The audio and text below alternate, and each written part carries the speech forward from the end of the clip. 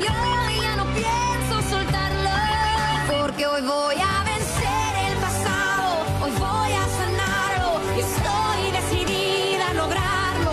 Tengo hoy el mundo en mis manos, la suerte a un costado, y yo ya no pienso soltarlo. Me voy, porque aún me quiero y me amo. Me voy.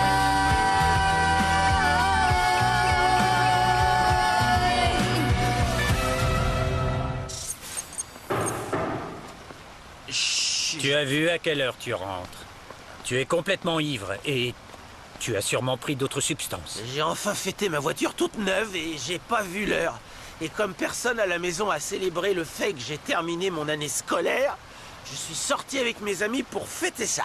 Et j'ai décidé que j'allais pas retourner à l'académie militaire, mais que j'allais étudier au lycée ici, au Mexique. Donne-moi les clés. Pourquoi tu veux prendre mes clés?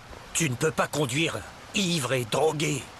3 tequila, 3 et 0 drogue. Je ne te crois pas. Et si tu ne me respectes pas, moi, respecte au moins ta mère. Tu ne fais que la bouleverser. Papa, c'est la première fois que je sors. Mais d'accord, ça se reproduira pas. Je vais sortir avec des amis. Donne-moi les clés de ta voiture. Tu ne vas pas sortir. Donne-les-moi. Les voilà. N'oublie pas que je veux t'aider à ne plus prendre de mauvaises décisions. Et tout ça parce que j'ai bu 2 verres hier. Non, ne prends pas tes addictions à la légère. Tu as un réel problème avec l'alcool et avec d'autres substances. J'ai trouvé ça hier soir dans ta voiture. Quoi? Non, c'est pas moi ce truc. S'il te plaît, ne me mens pas, Ravière. Je mens pas, ça appartient peut-être à l'un de mes amis, mais pas à moi. Bien sûr, je savais que tu allais dire ça. Eh bien, je dois prendre des mesures qui vont me faire plus de mal à moi qu'à toi. Crois-moi, papa, je me drogue pas. Je te dis la vérité. Tu veux bien arrêter de mentir? Je te mens. Mais vous faites quoi, là? Papa, dis-leur d'arrêter, qu'est-ce qu'il faut? Ravière, c'est pour ton propre bien. Papa, aide-moi, s'il te plaît. Papa!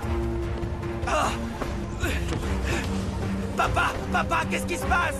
Papa, aide-moi! Qu'est-ce qui s'est passé? Pourquoi j'ai des menottes?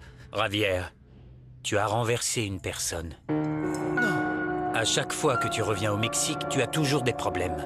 Tu ne te souviens de rien parce que tu étais drogué. Je suis monté dans la voiture et... Papa, je veux pas aller en prison. J'ai parlé avec un avocat. Et il y a une solution. Laquelle, papa? Papa, quelle solution, dis-moi? Aide-moi, s'il te plaît. J'espère que ce mariage t'aidera une bonne fois pour toutes à mûrir. Oui, je sais bien. Papa, je pense que Monica et moi sommes fin prêts à déménager au Mexique. Je veux être près de la famille. Elle et moi sommes très enthousiastes. Mais ta vie est ici, à Boston. Enfin, qu'est-ce que tu vas faire au Mexique? Travailler à Biogénélab. Je veux connaître l'entreprise afin d'être prêt le jour où tu décideras de prendre ta retraite. Et je sais que je n'ai pas terminé mes études, mais je peux tout apprendre sur le tas. J'aurai les meilleurs professeurs, Fabi et toi. Oui, mais c'est mieux si tu n'en parles pas tout de suite à ta mère. Il faut que ce soit une vraie surprise pour elle, tu comprends? Non, je dirai rien tant que Monica et moi ne sommes pas là.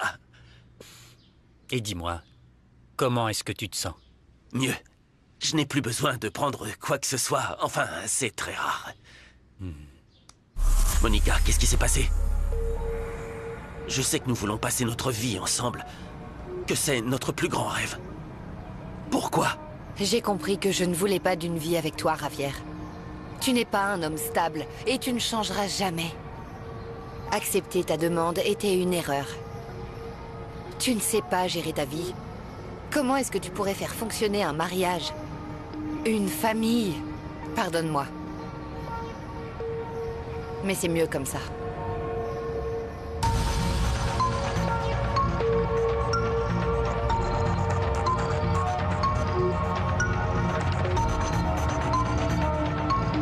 Souvent, nous traitons durement les personnes que nous aimons. Et nous nous convainquons que nous le faisons pour leur bien, afin qu'ils s'améliorent. Tu es un idiot. Quoi, après toutes ces années?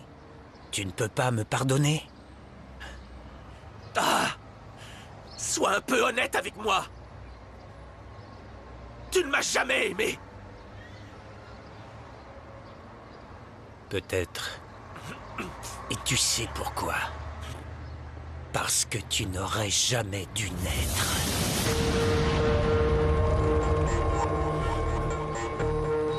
Mon fils. Je suis désolé. Je ne voulais pas dire ça. Pardonne-moi. Non, papa. C'est pas grave. Je te remercie d'avoir été honnête avec moi. Ce que je voulais dire, c'est que ta mère et moi ne t'attendions pas aussitôt. Ton arrivée était très inattendue. Ravière, je t'aime de tout mon cœur. Et tout ce que j'ai pu faire dans ma vie, je l'ai fait pour t'aider, pour ton bien. Car je sais que tu es une personne noble, mais facile à manipuler. Comme tu essaies de le faire en ce moment, non? Parce que tu sais y faire. Tu t'y connais en manipulation et en corruption. Je pense que tu es confus, parce que je ne vois pas de quoi tu parles.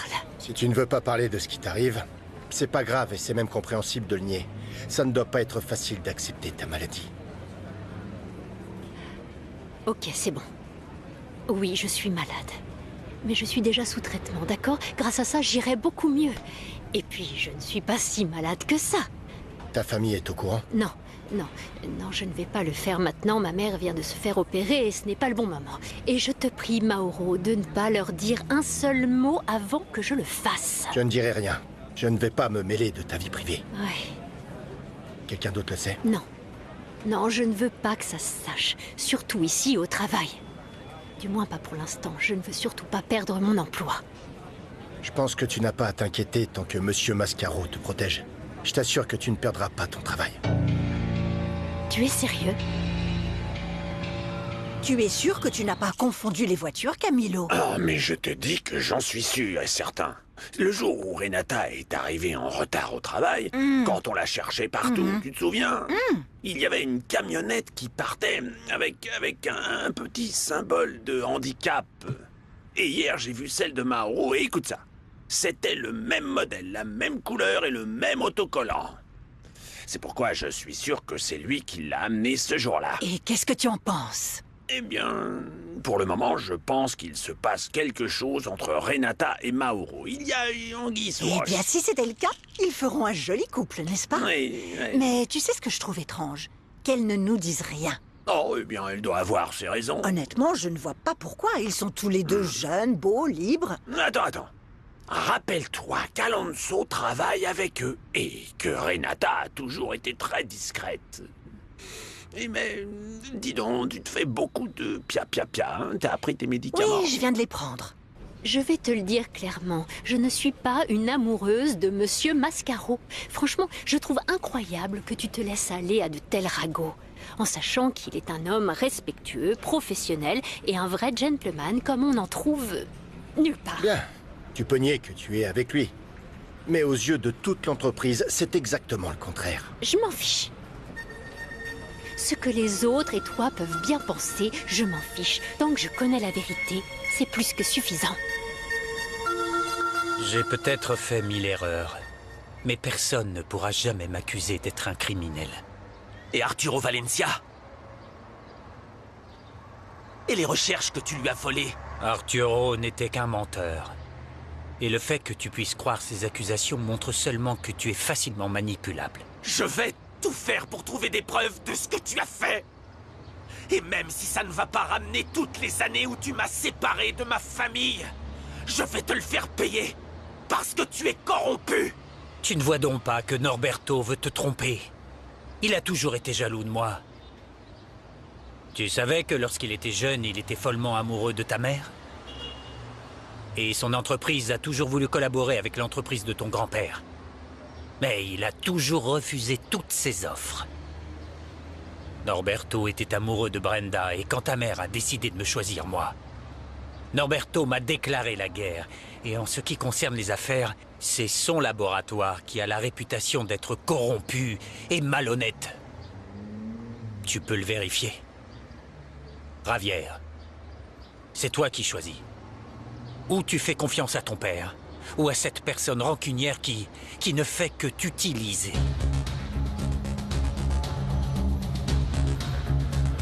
Fils, je t'aime.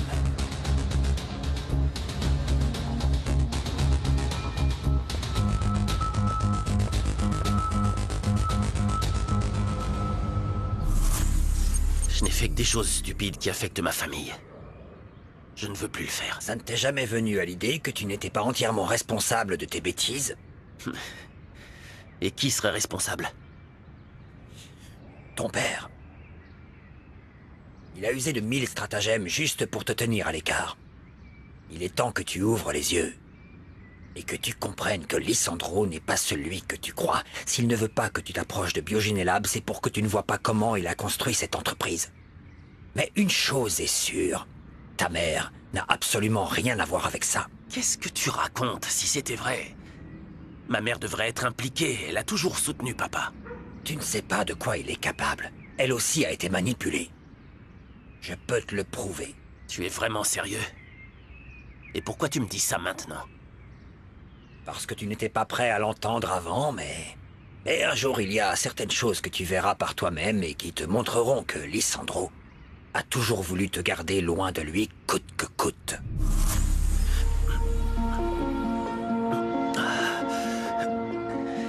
Mes pilules. Mes pilules. Carmen, comment vas-tu? Brenda, chérie, merveilleusement bien. Et toi? Moi aussi. Tu veux déjeuner avec moi demain?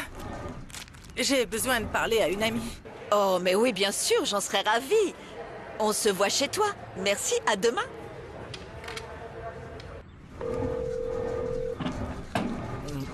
Oh, Ravière, réponds-moi. Maintenant, tu es digne d'être une réceptionniste dans une entreprise comme Biogéné Lab. Merci beaucoup, Madame Fabiola. Je voulais profiter de l'occasion pour vous demander si, d'ici à ce que nous reprenions le travail avec Renata, je pouvais participer à un autre projet, quelque chose en rapport avec le laboratoire.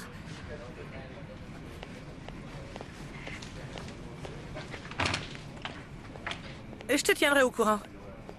Cette opportuniste de Renata n'aura plus l'occasion de travailler sur son projet. Dès qu'elle aura fini d'aider Alonso Cancino avec son kit, je vais personnellement veiller à ce que cette femme quitte l'entreprise.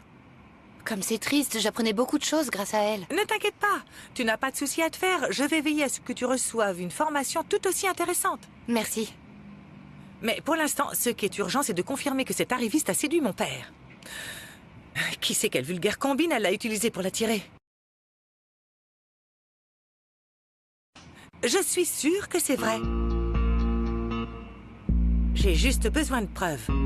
Tu comprends?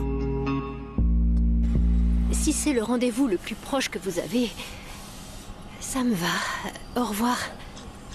Ne cherche pas plus loin. Même s'il paraît sérieux, notre patron a quand même un peu de cœur. Ouais. Tu crois qu'elle l'a supplié pour obtenir ce qu'elle Mais voulait? non, en plus Renata est très belle. Il n'y a rien à jeter chez elle. C'était impossible que le patron dise non. D'ailleurs, il ne l'appelle pas Miss Infidèle pour rien. La célébrité n'est pas gratuite. Vous avez besoin d'aide? Je vous ai entendu dire mon nom. Non. Non. Nous parlions du Ah, non. kit ADN et de son entrée sur le marché, n'est-ce pas? Renata, hier, nous n'avons pas pu poursuivre l'analyse statistique car madame ne s'est pas présentée et n'a pas non plus laissé les données nécessaires. Tu comprends que nous sommes en retard à cause de toi. Mais pourquoi vous vous êtes arrêté? Tu es bien le créateur du kit. Tu aurais pu transmettre tes données. Non? Et la seule chose bizarre que j'ai vue, si on peut appeler ça bizarre, c'est qu'une fois, Madame Terré a dit à Renata que Monsieur Mascaro la cherchait et elle est allée dans son bureau et ça a pris un peu de temps. Et tu ne sais pas pourquoi il la cherchait? Non, je sais seulement que l'ingénieur l'a fait venir dans son bureau. Oui, bien sûr. Je suis sûre que c'est le prétexte qu'elle t'a donné. Elle n'allait pas dire qu'elle était en train de séduire mon pauvre père. Je ne peux vraiment pas le confirmer. Renata a toujours été pro. Pendant tout le temps où j'étais avec elle, je n'ai jamais rien vu de bizarre. Bien sûr, toi aussi tu as été ébloui par son petit jeu d'actrice. Mais c'est normal, parce que tu es jeune et inexpérimentée. Alors dis-moi plus sur elle. Tout ce que tu sais. Ah, vas-y, ne C'est t'en juste pas. que... Allez. Une fois, je l'ai vu très proche d'un des employés qui travaille en bioinformatique. Ah oui, rien de nouveau, c'est son ex, Alonso Concino. Non, pas celui-là, le grand Mauro Alvarez, mais je pense que c'est parce qu'ils travaillent ensemble sur le kit. Attends, explique-moi pourquoi Mauro a... Ah, bonjour, excusez-moi. Oh, bah du coup, je vais vous laisser. À plus tard. Ouais. Au revoir. Nous devons revoir le brief que nous allons envoyer au service marketing à propos du kit Atavico. Qui doit venir? Monsieur Mascaro, ton frère, Cancino, Renata? Stop, ne dis pas son nom, d'accord? Oh, Fabiola. Je te le dis maintenant car je sais que tu vas bientôt le découvrir. Il y a un bruit qui court dans les couloirs de Biogenelab qui dit que Renata est la maîtresse de ton père. Donc, parmi les milliers de choses que je dois déjà faire, tu veux aussi que je fasse ton travail, c'est ça? Tu sais quoi? Je ne vais pas me disputer avec toi. Je t'envoie tout de suite les informations dont tu as tant besoin. Fiche-moi la paix. Tu es en retard, c'était à rendre hier.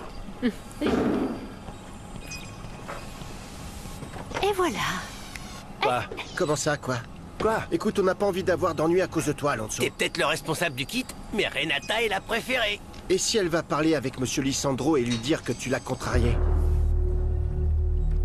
Vous pourrez me faire savoir quand vous aurez d'autres groupes de parole pour des enfants handicapés? Bien sûr, monsieur. Avec plaisir. Merci.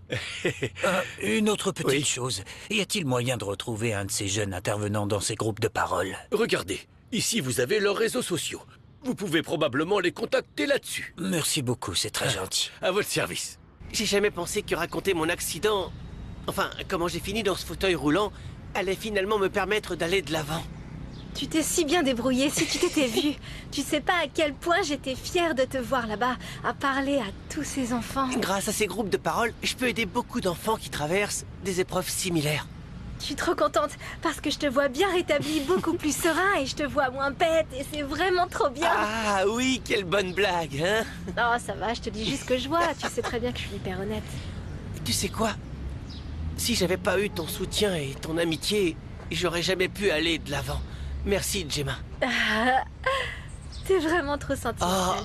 Non, non, la vérité, c'est que ça a pas marché en amour, mais pour ce qui est de l'amitié, on est vraiment fait pour s'entendre, non?